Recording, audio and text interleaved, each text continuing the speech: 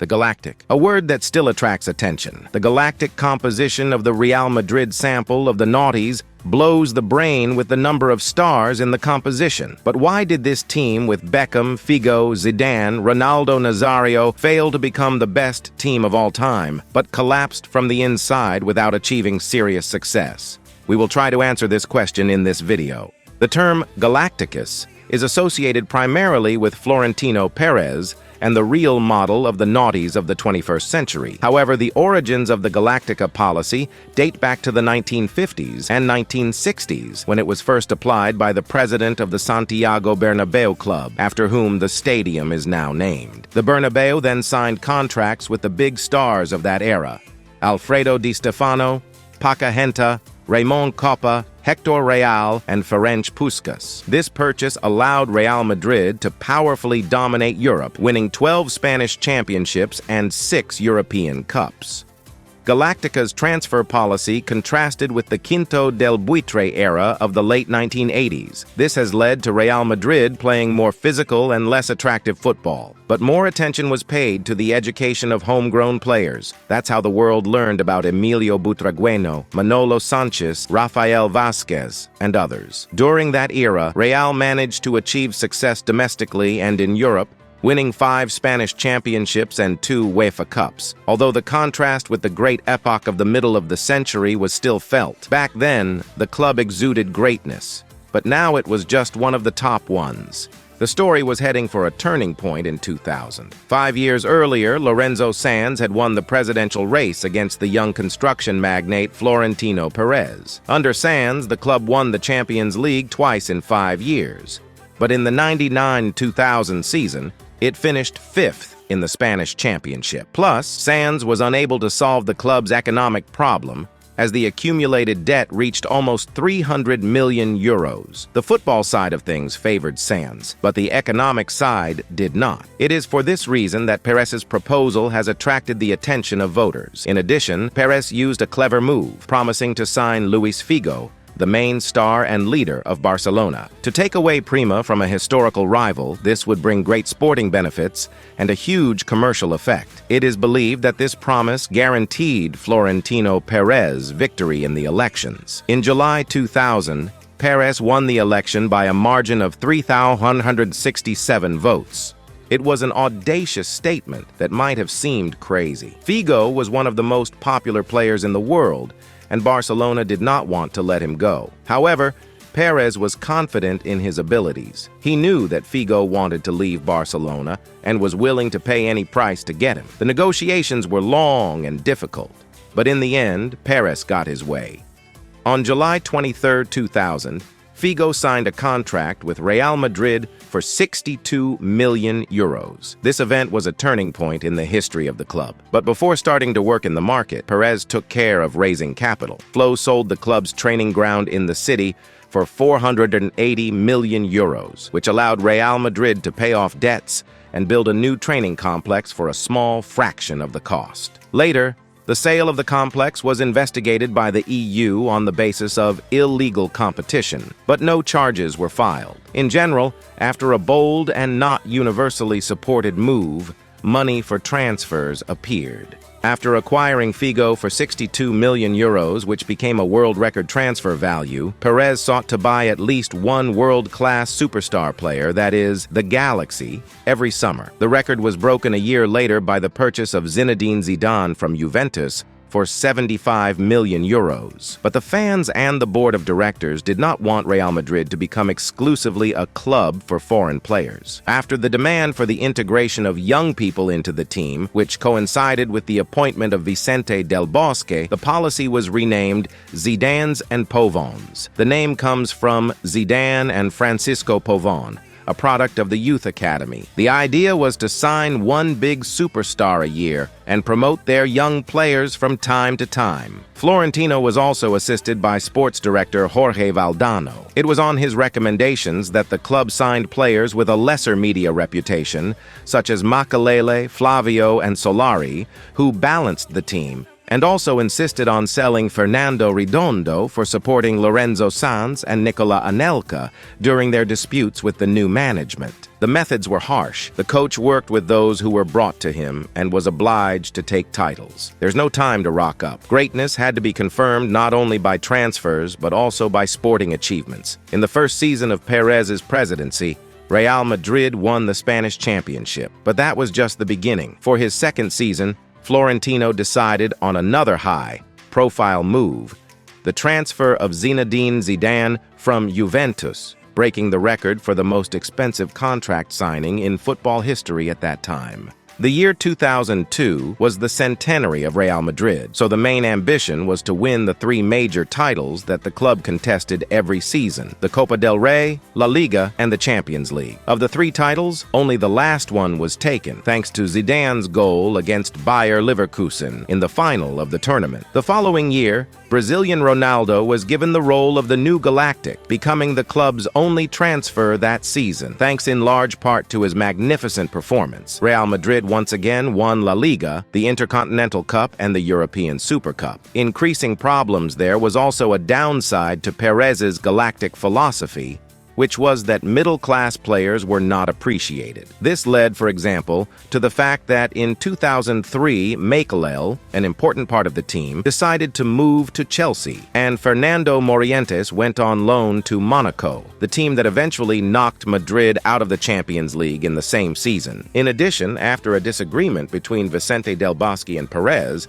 the coach was dismissed, and he was replaced by Portuguese Carlos Queiroz, who had previously been an assistant to Sir Alex Ferguson at Manchester United. This decision is still considered by many to be the worst in Perez's work as president. He fired Del Bosque, who led the team to victory in the Champions League just 2 years ago. The true reasons for this decision are unknown. Some say Perez was unhappy that Vicente was unable to build a team capable of dominating Europe. Others claim that the president simply wanted to get rid of an inconvenient person who did not share his views on the development of the club. It has been suggested that there was a political split between Del Bosque and his players, namely Fernando Hierro, Fernando Morientes, Steve McManaman, and Claude Makelele, against the policies pursued by Perez. Three of the aforementioned players supported a significant increase in Makelele's salary, and all of them left the club shortly after Del Bosque's departure. More importantly, Vicente was able to maintain a healthy atmosphere in the locker room, given that several stars often competed for the same position. Meanwhile, the real galaxy was getting bigger. David Beckham became the new one, but the only title won was the Spanish Super Cup. But Beckham's status as a world-class footballer, in addition to his much-publicized marriage to pop star Victoria Adams, has led to the fact that Real Madrid has acquired great advertising potential around the world, especially in Asia. Thanks to the further promotion of other superstar players and various marketing companies on the continent, the club became the richest in the world in terms of revenue in 2005-2006. However, the team suffered greatly due to the lack of depth of the squad and the loss of Claude Makelele, and Zidane later said the famous phrase, "Why put another layer of gold paint on the Bentley if it doesn't have an engine?" And Fernando Hierro said that Makelele was the best player of the team for many years, but people just didn't notice him. After the transfer of Beckham, Real Madrid ran out of money to extend his contract with Makelele. The violation of the oral agreement led to several public exchanges between Perez and Claude. The Frenchman demanded justice. The president scolded him for playing poorly with the ball and even threw the phrase, "Younger players will come who will make you forget about Makelele." Despite expectations of maintaining dominance in domestic and European tournaments, the club failed to win a single trophy over the next 3 seasons. They were also defeated in the UEFA Champions League, relegated in the 2004 quarter-finals, and relegated twice in a row in 1/16 final 2005 and 2006. During the same period, Barcelona won the La Liga titles consecutively in 2005 and 2006, as well as the Champions League in 2006, a painful slap in the face to Real Madrid from an eternal rival. Real Madrid has been plunging into crisis since 2003. An indicative problem was the inability to combine Figo and the newly purchased Beckham on the field. Signing two top-class players to the same position meant that one or the other was forced to play a wrong role. Beckham is in the center of midfield when Figo was on the right, or a Figo on the left, or in the center when Beckham took his place on the right flank. One former club director threw in an interesting opinion that Beckham was signed because of his good looks. And Ronaldinho, who joined Barcelona that summer, was too ugly to play for Real Madrid. As a result, Madrid has not won a single trophy for 3 consecutive seasons. Ronaldinho led Barcelona's powerful renaissance. Meanwhile, Real Madrid continued to pump the brand to the detriment of sporting results. The preseason Asian tour in 2003 was more in line with the club's marketing needs than the training of its players. Shortly after Beckham arrived in Madrid, the team embarked on an 18-day summer tour of Asia to capitalize on Beckham's worldwide popularity. The tour included exhibition matches in Beijing, Tokyo, Hong Kong, and Bangkok. Some compare this tour to the Beatles' first visit to the United States in 1964. Despite the profitability and wide publicity, the sporting value of the preseason in Asia was questionable, as the team failed to properly prepare for the next season. It was exhausting for the players due to the endless advertising campaigns and restrictions on their freedom of movement.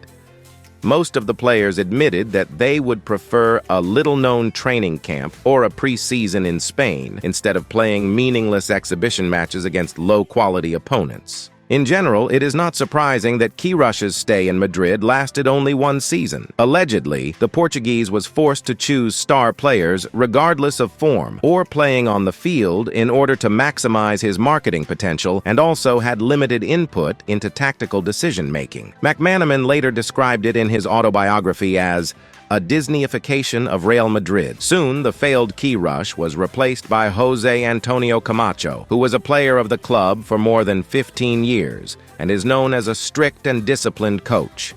The team was strengthened by defenders Jonathan Woodgate from Newcastle and Walter Samuel from Roma.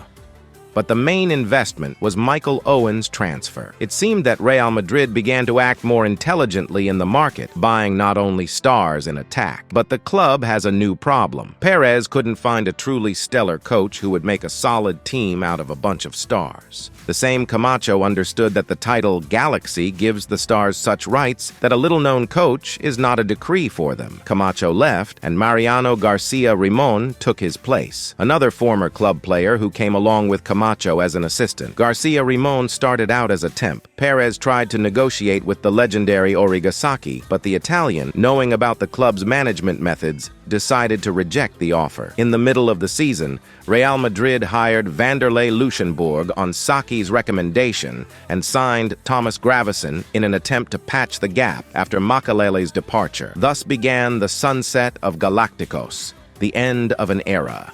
The Brazilian coach finished the season well, although he made changes to the tactical scheme, in which Figo lost his place in the base to Owen. Real Madrid played the same way then as they do now. In the 2005-2006 season, realizing that the philosophy of Zidane's and Pavon's does not bring sports profits, Real Madrid began to invest in transfers again.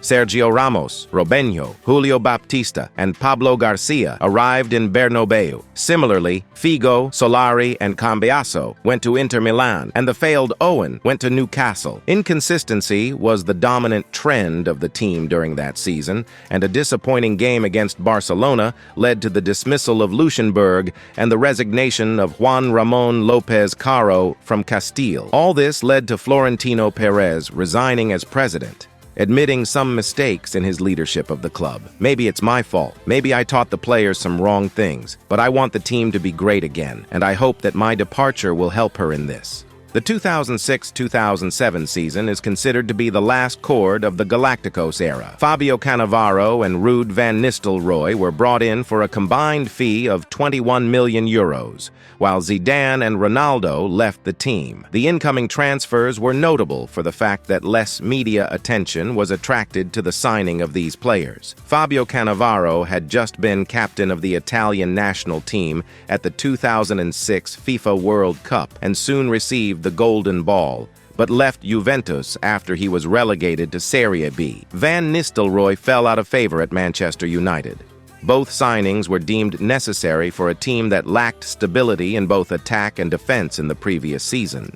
After Perez's departure, new president Ramon Calderón hired Fabio Capello with the task of reining in the players and dealing with stagnation. Capello balanced the team and moved away from the previously used approach to the stars. He regularly left Beckham on the bench due to his weak form and the fact that the Englishman did not fit into the squad. The team's performances in the Champions League were still disappointing. Real Madrid lost to Bayern Munich in the Champions League, thereby being eliminated from the tournament, and in La Liga Madrid finally overtook Barcelona and won the championship, but Capello was still fired at the end of the season due to his overly defensive style. The nail in the coffin of the end of the first Galaxy era is considered to be Beckham's departure to MLS. David was the last of the Big Four to leave the team.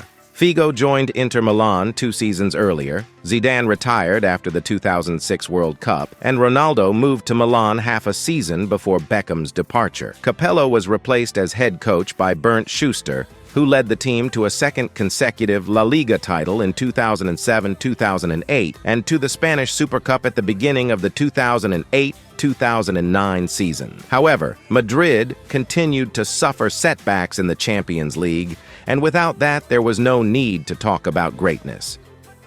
The era of Galaxy was ambiguous. On the one hand, it brought great financial benefits to the club and made it one of the most popular in the world. On the other hand, this led to a loss of stability in the team and did not bring the expected sporting results. Why did this happen? Let's try to identify several reasons. One of the main reasons for the failure of the Galacticos policy was the lack of balance in the squad. Perez focused on buying attacking players, neglecting defense. As a result, Real Madrid had a lot of star strikers in the squad, but was very unstable in defense and when playing without the ball, especially after Makelele's departure. The second is the lack of stability. Perez often changed coaches.